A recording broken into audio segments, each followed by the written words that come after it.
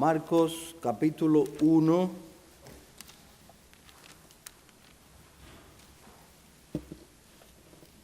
verso 1 al 8, Evangelio de Marcos.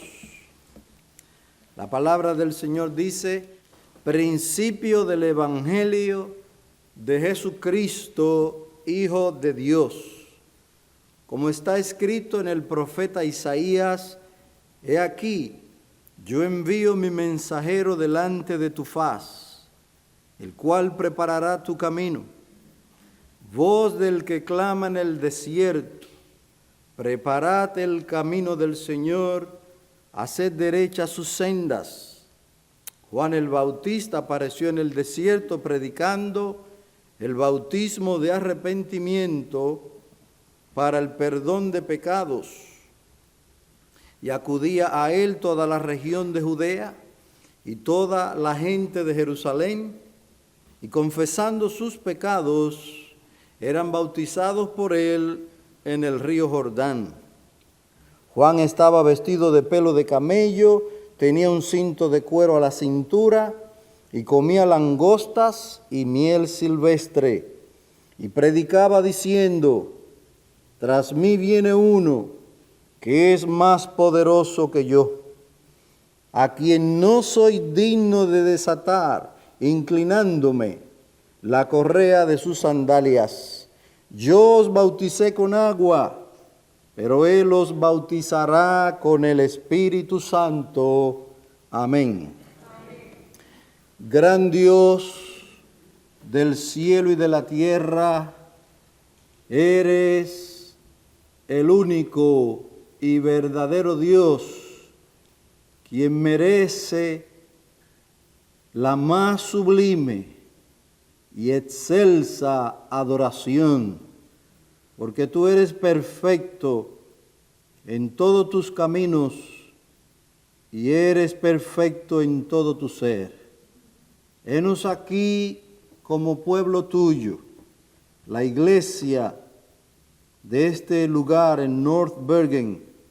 Venimos a escuchar tu palabra. Señor, danos oídos de discípulos, hombres y mujeres que quieren aprender de nuestro Señor Jesucristo, oír su palabra y ser transformado por ella, que ella nos dé crecimiento y madurez espiritual, santificación y semejanza con nuestro Señor Jesucristo. No nos tomes en cuenta nuestros pecados, lávanos de ellos con la preciosa sangre que Él derramó en la cruz del Calvario. Purifícanos, Señor, y en esta hora tú nos ayudes a glorificar tu nombre por medio de la enseñanza que hemos de traer. Ten misericordia de tu siervo, capacítalo para que hable como debe hablar. Te lo pedimos en Cristo. Amén. Vamos a comenzar en esta mañana algunos estudios en el Evangelio de Marcos. Desde temprano, en los días tempranos de la iglesia, este segundo evangelio fue atribuido a este hombre llamado Marcos. Pero ¿quién era Marcos? Él es mencionado en el capítulo 12, versículo 12 del libro de los Hechos. Él es mencionado en ese versículo en relación a una casa donde se reunían muchos para orar. Esa era la casa de su madre María. La Biblia dice acerca de eso, escúchelo, voy a ir un poco rápido para usar bien el tiempo, pero allí dice: al darse cuenta de esto, el apóstol Pedro, de cómo él fue librado milagrosamente de la cárcel, cómo el Señor envió un ángel a librar a Pedro de la cárcel, donde el rey Herodes lo había mandado para luego ejecutarlo a Pedro. Pedro fue liberado de manera milagrosa, porque un ángel apareció en la cárcel y lo liberó. Las puertas de la cárcel se abrían solas.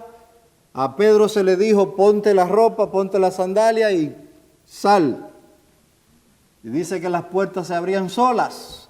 Cuando él estaba afuera, volvió en sí, porque parecía un éxtasis lo que estaba viviendo. Él no estaba seguro si eso era real.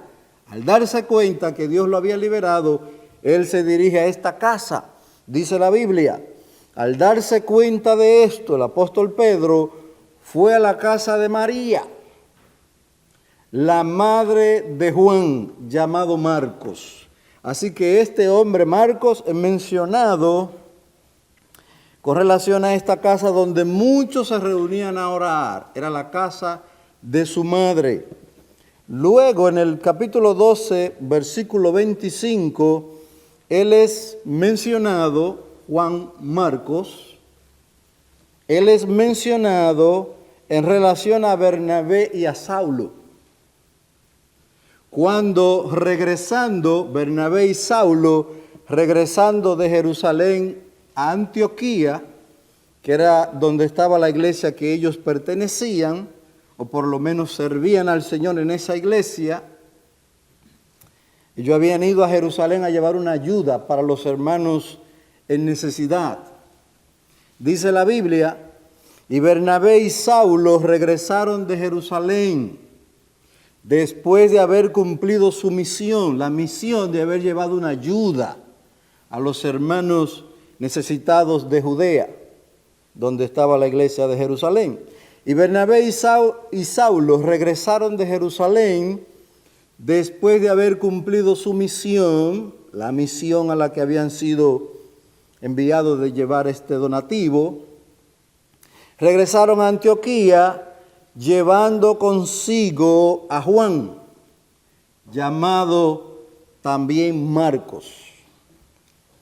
Luego es mencionado con relación a Bernabé y a Saulo cuando salen a la obra misionera.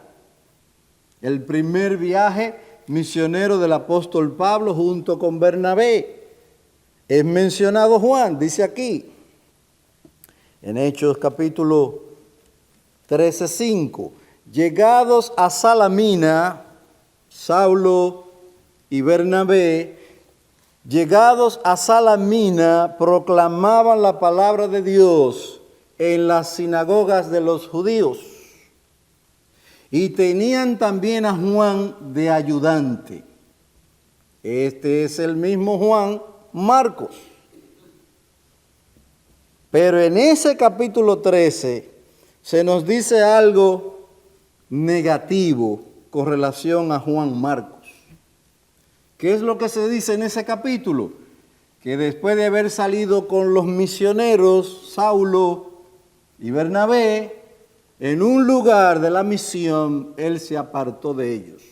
Verso 13, capítulo 13 del libro de los Hechos. Dice aquí la Biblia, Pablo y sus compañeros zarparon de Pafos y llegaron a Perge de Panfilia. Pero Juan, el mismo Marcos, pero Juan, apartándose de ellos, regresó a Jerusalén. Esta es una nota negativa de este hombre, Juan Marcos. ¿Y por qué fue negativa? Porque el mismo versículo dice, apartándose de ellos, regresó a Jerusalén.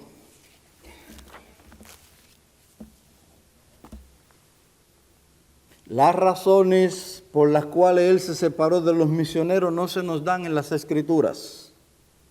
¿Podría ser miedo a la persecución? Por cierto, fue un acto no bien visto por los misioneros, especialmente por el apóstol Pablo.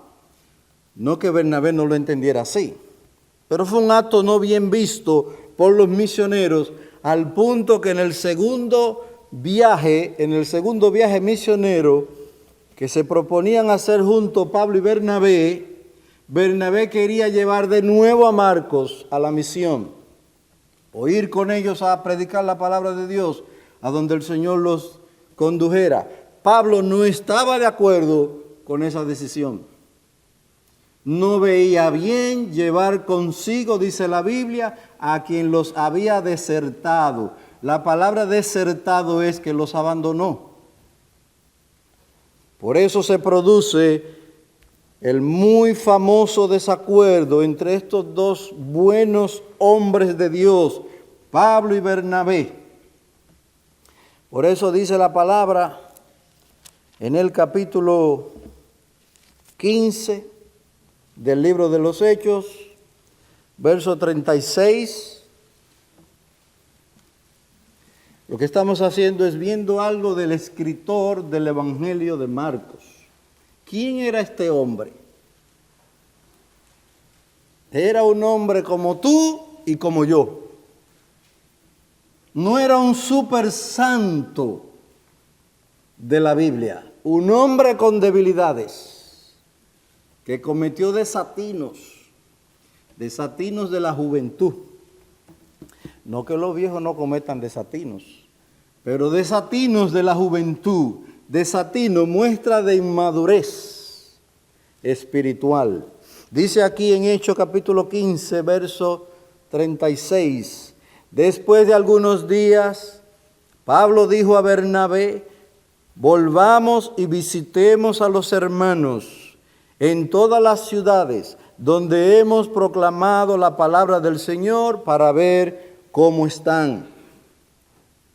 Bernabé quería llevar también con ellos a Juan, llamado Marcos.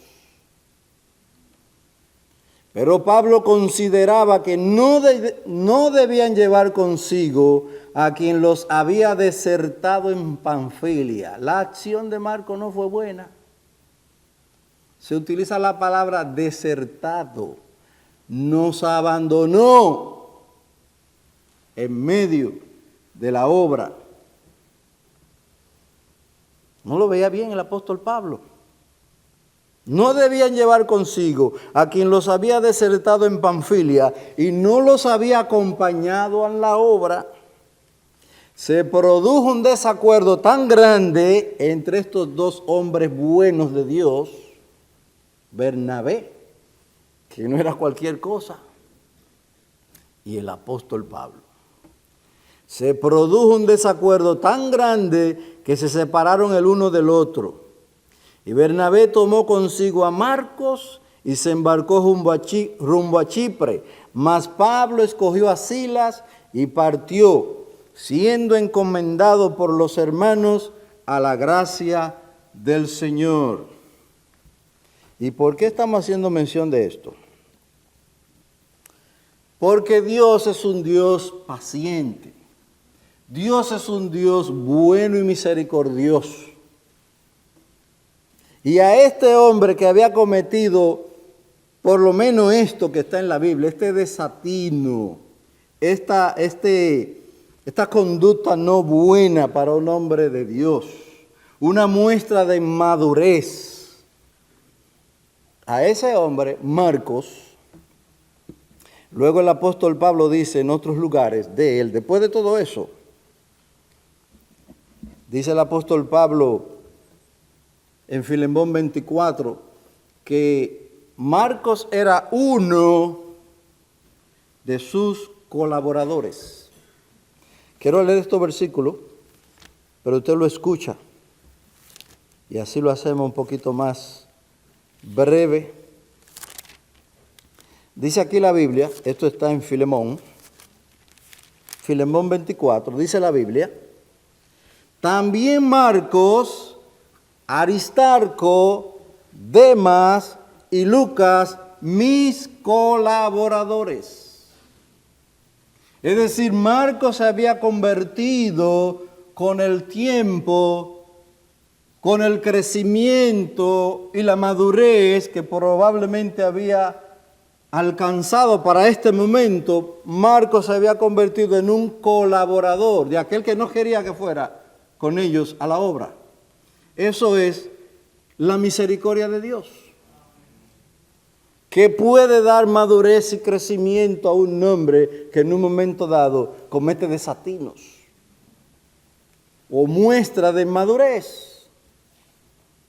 En otro lugar dice el apóstol Pablo, Y le dice a Timoteo, le habla con relación a Marcos. Dice el apóstol Pablo, Aristarco, mi compañero de prisión, os envía saludos. También Marcos, el primo de Bernabé, acerca del cual recibisteis instrucciones. Si va a vosotros, recibidle bien. Quiere decir que este no era el mismo hombre. Este era un hombre que ya había madurado espiritualmente. Juan Marcos. Y finalmente, el último versículo que quiero señalar, hablando acerca de Juan Marcos, es lo que él le dice a Timoteo acerca de él. El apóstol le dice a Timoteo en su segunda carta, capítulo 4 y versículo 11, lo siguiente: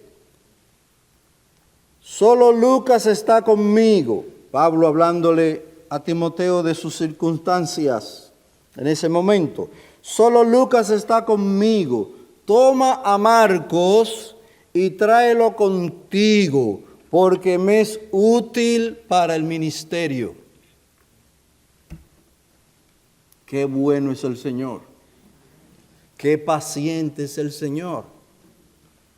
¿Cómo concede que un hombre que en un momento dado fue inmaduro, cometió desatinos, decisiones no buenas, Dios concede que por el ministerio de hombres maduros como Bernabé, como Pablo y otros, creciera?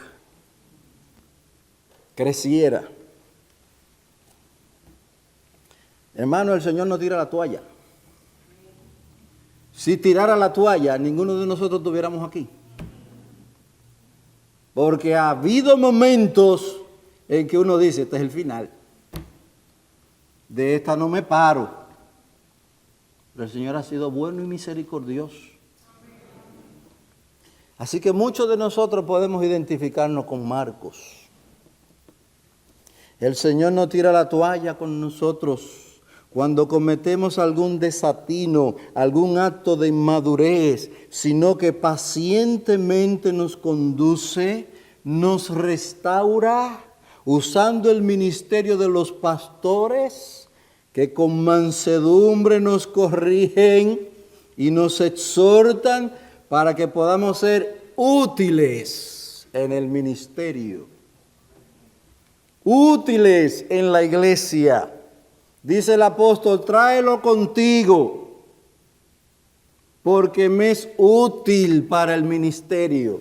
Él me será de ayuda. Es lo que está diciendo el apóstol Pablo. Pero ¿de cuánta utilidad ha sido Juan Marcos para la iglesia en general? Para la iglesia universal, pues nos dejó un evangelio. Volvamos allí a Marcos capítulo 1. ¿De cuánta utilidad fue este hombre o ha sido este hombre? Al punto que nos escribió un evangelio que hoy se llama el Evangelio de Marcos,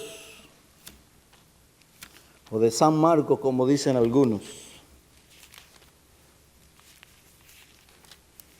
Dice aquí en el capítulo 1, desde el principio de su evangelio, él nos dice cuál es su tema.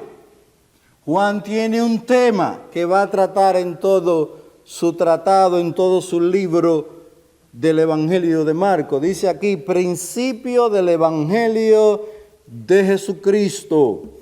Y aquí encontramos en esta primera frase una declaración de su tema. ¿De qué es que él va a hablar? De Jesucristo, el Hijo de Dios. Él dice, ese es mi tema. Y todo lo que nos va a presentar a partir de ahí es para comprobar o probar que Jesucristo es el Hijo de Dios. Ese es su tema. O como dijo el apóstol Pablo en algún lugar, me propuse no saber otra cosa, No que él no sabía de otra cosa, pero de esto yo tengo que saber y saberlo bien. ¿De qué? De Jesucristo, del Hijo de Dios. La palabra evangelio se utilizaba de manera común para dar una buena noticia. Para dar una noticia muy buena. Así que cuando un emperador subía o era declarado emperador, se declaraba un evangelio. ¿Cuál es el evangelio? El emperador tal ha subido al trono. Esa era una noticia. Pues Marcos dice, yo tengo un evangelio. Yo tengo una buena noticia, una muy buena noticia. Y esa noticia es de Jesucristo, el Hijo de Dios.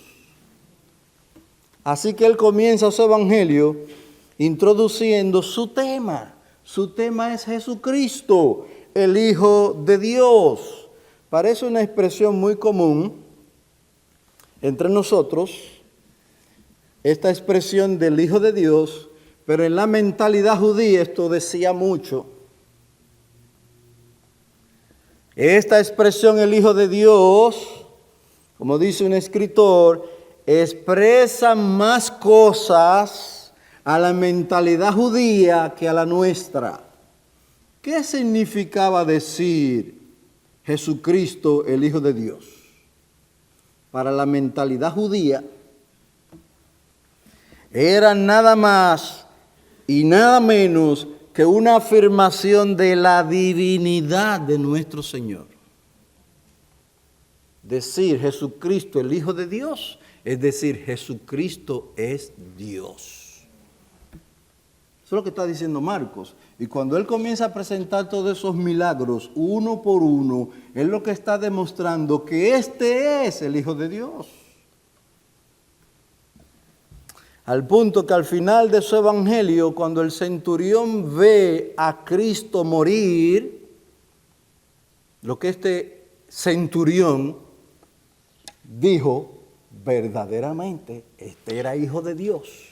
Este no murió como muere todo el mundo.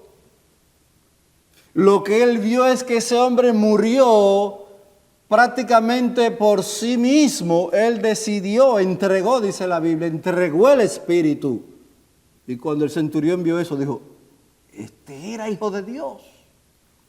Que es lo que Marcos quiere demostrar a través de todo su evangelio.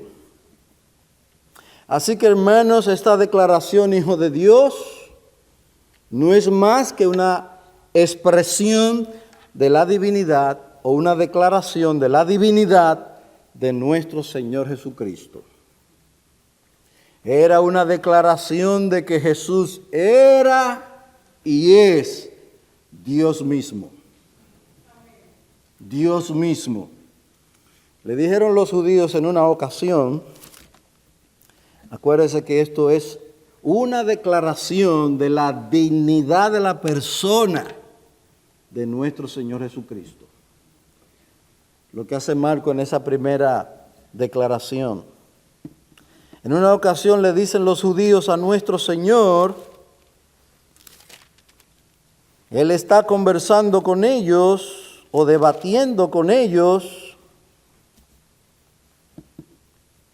Y dice aquí, en Juan capítulo 5, escúchelo. A causa de esto los judíos perseguían a Jesús porque hacía estas cosas en el día de reposo. Sanaba en el día de reposo. Hacía milagros en el día de reposo.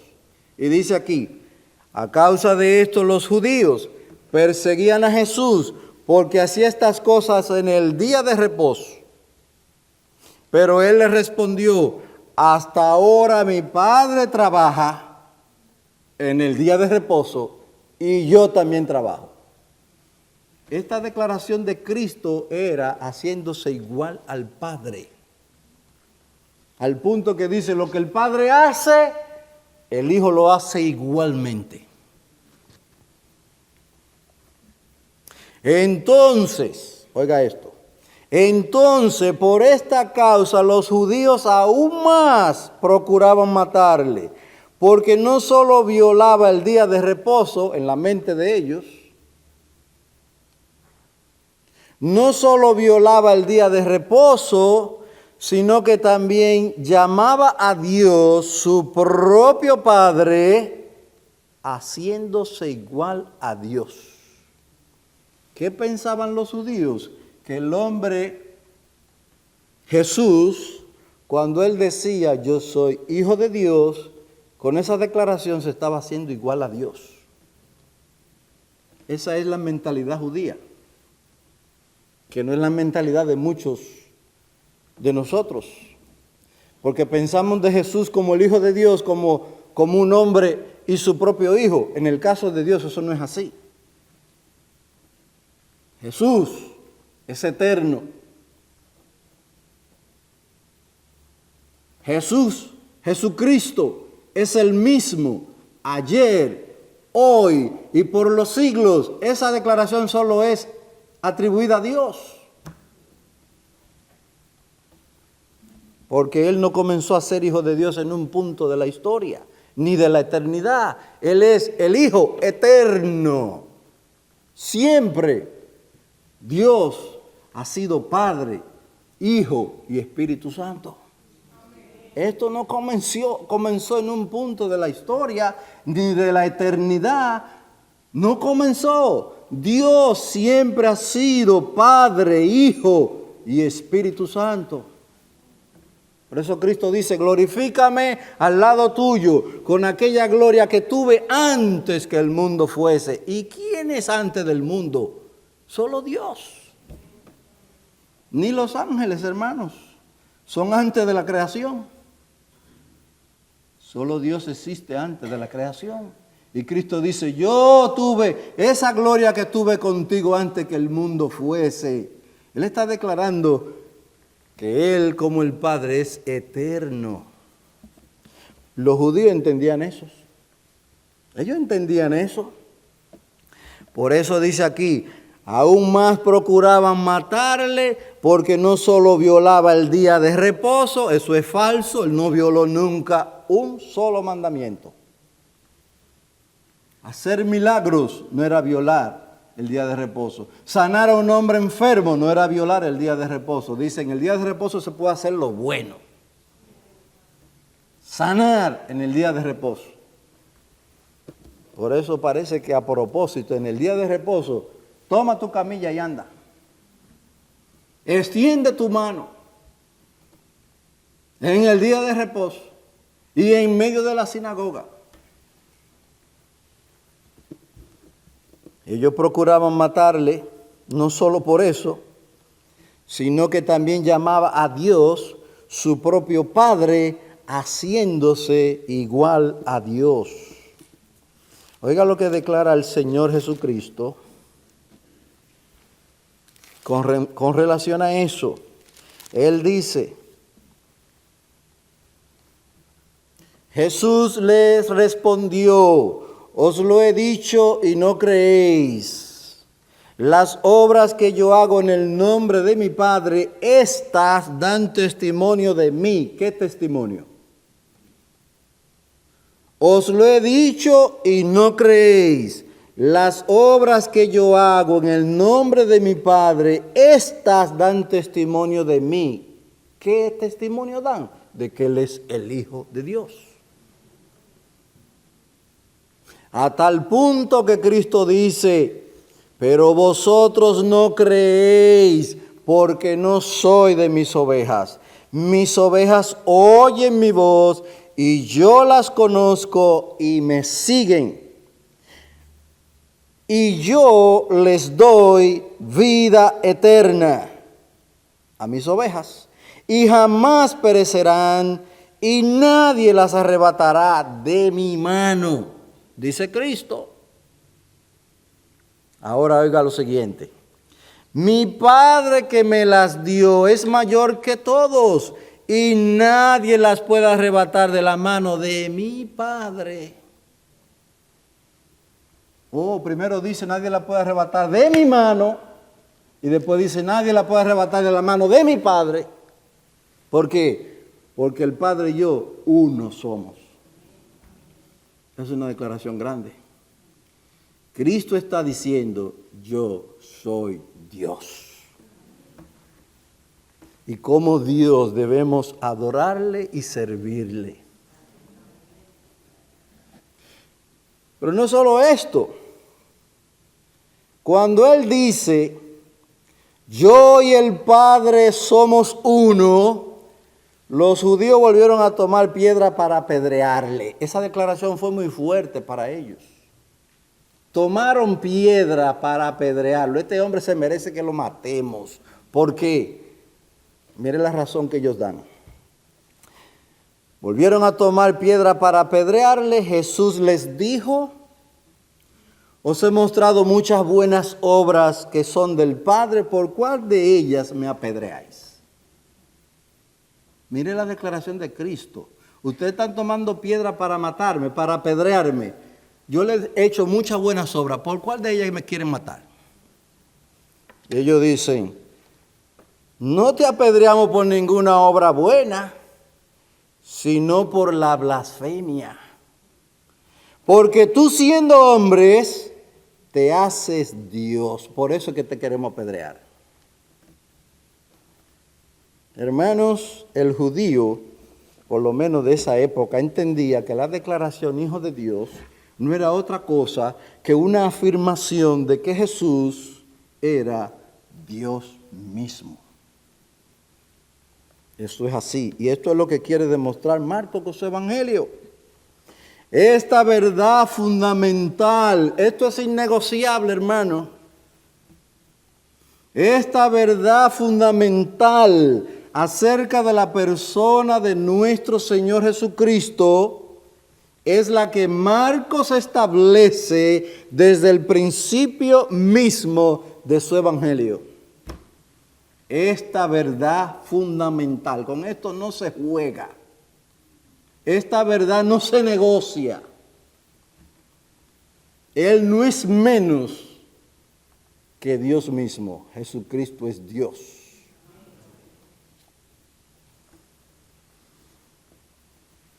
Esta verdad fundamental acerca de la persona de nuestro Señor Jesucristo es la que Marcos establece desde el principio del Evangelio mismo.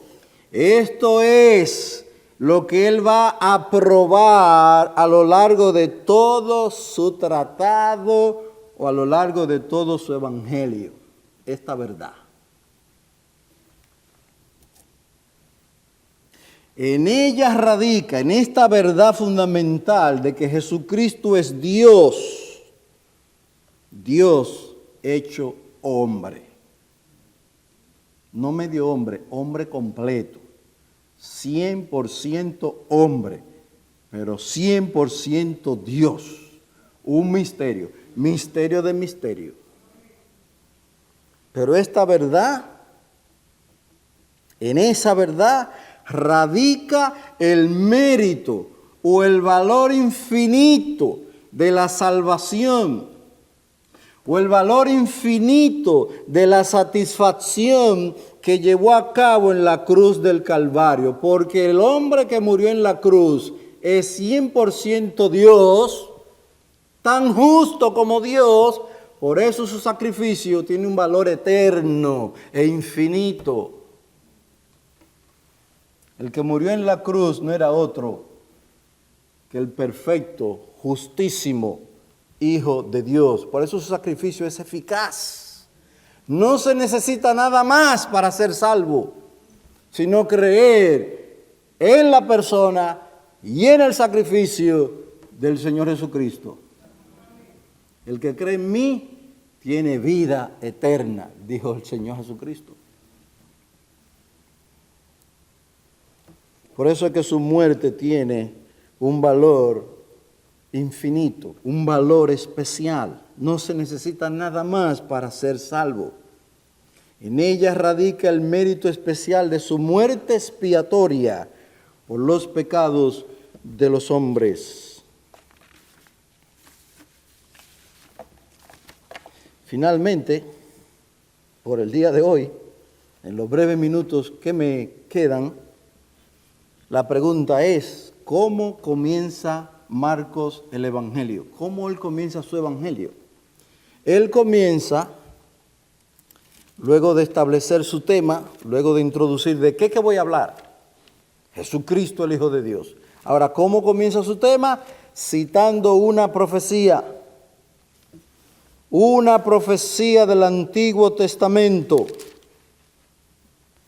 Por eso en el versículo 2 es como si comienzo a escribir acerca de Jesucristo, el Hijo de Dios. Y esto comienza citando una profecía del Antiguo Testamento. La profecía está en Isaías 40, versículo 3, y también está en Malaquías, capítulo 3. Esa profecía habla no solamente del precursor de nuestro Señor, del que vendría delante de Él, profecía, algo que se escribió muchos años antes, hablando de lo que va a pasar. Solo Dios tiene esa capacidad de decirnos lo que viene y exactamente así acontece, porque Dios es verdadero, es fiel y es todopoderoso para llevar a cabo lo que Él anuncia de antemano. ¿Por qué va a pasar lo que está escrito? Porque dice Dios, yo lo haré. Y así acontece. Ahí está la profecía donde se anuncia el precursor, el que vendría adelante, anunciando al rey como un heraldo. He aquí viene el rey, prepárense a recibirle.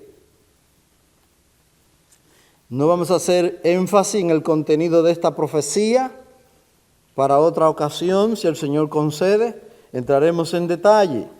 Pero lo que podemos decir en este momento es que esa profecía citada en los versículos 2 y 3 de Marcos 1 está en Isaías 40, versículo 3, y en Malaquías 3, versículo 1 en adelante. La primera profecía está en el contexto de la consolación del pueblo de Dios.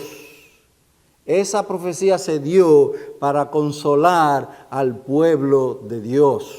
Consolado, consolado, dice el Señor a su pueblo. ¿Y por qué? Por lo que viene. He aquí yo envío a mi mensajero.